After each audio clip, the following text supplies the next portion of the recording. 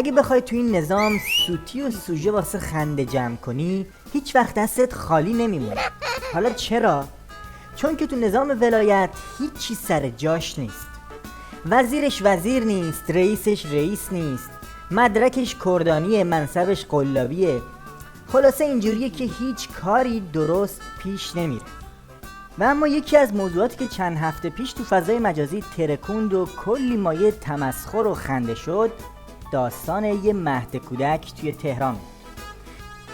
موضوع این بود که توی مهد کودک چند تا بچه 2-3 ساله پریدن توی حوض واسه آب بازی. و اما آب بازی نگو بلا بگو. تصنیم اخیراً در برخی از مهد کودک ها برگزاری برنامه استخر مختلط در جدول برنامه رسمی آنها قرار گرفته است.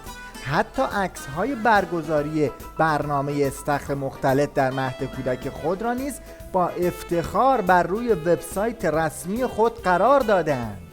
همین که عکسش منتشر شد، اداره بهزیستی کمیسیون فوق‌العاده اضطراری برگزار کرد. اصلا ولوله افتاد که نگو. دادستان عمومی تهران گفت اینها باید پاسخگو باشند. 2 قدم بعد یکی گفت کجای کاری؟ تو این مهد کودک‌ها شب کریسمس بابا نوئل میاد و میرقصه. این شد که همه از بالا تا پایین نظام گفتن ما با این مهد کودک‌های نجومی مقابله می‌کنیم و فیش آنها را افشا می‌کنیم. و حالا میرسیم به سوژه دوم سوتی بازار که اونم دست کمی از اولی نداره. بله، منظورم داستان طرح لباسای کاروان المپیکه که لااقل نکردن نظر خودشونم بپرسن بعد تصویبش کنن. خب نتیجهش هم شد این، با کلی کامنت و نظر تو فضای مجازی. انصافا رنگ لباسا شما رو یاد این مداد پاپکورن انداخت. یه جوری لباسو طراحی کردن که روزی 1000 بار خدا رو شکر میکنم به المپیک راه پیدا نکردم.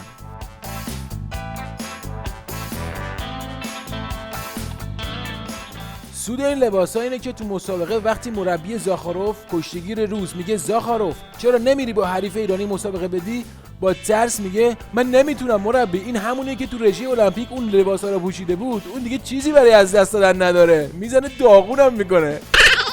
اصلا من آدم بی سوادی در حوزه طراحی لباسم. خب من میگم دست مانکنه رو چرا اینجوری یعنی این شکلیه دستای بدبخت این مانکنه، یعنی به زور انگار تنش کردن لباسه رو. دستاشو نگاه کنید. کی میخوایم ما سلیقه به خرج بدین در برگزاری یه مراسمی که اینقدر بازتاب داره؟ بابا بازتاب بین المللی داره این اتفاقات. یعنی اون جیب بر اساس شرایط اقلیمی و تاریخی 5 سانت از اون جیب پایین تره، چون فرمودن که طبق شرایط اقلیمی طراحی کردن. 5 سانت 2 تا جیبه با هم دیگه تفاوت معنایی دارن. آره پایینم نشون فاصله جیب ها تا دکمه هم نگاه بکنید، فاصله این دوتا نشون میده که حتی در رعایت فاصله منطقی جیب همین نکته رعایت نشده. یکی دیگه از کارهایی که هموطنا کردن این بود که این لباس رو تن آدمای مختلف کردن.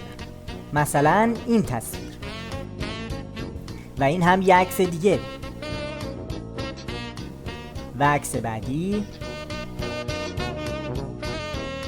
و اما ته خط چی شد؟ اینقدر همه گفتن که لباسا رو عوض کردن، اما چه عوض کردنی؟ اگه قبلی‌ها رو مردم با مداد پاک کن مقایسه کردن، این یکی با نون و پنیر و گوجه مقایسه شد.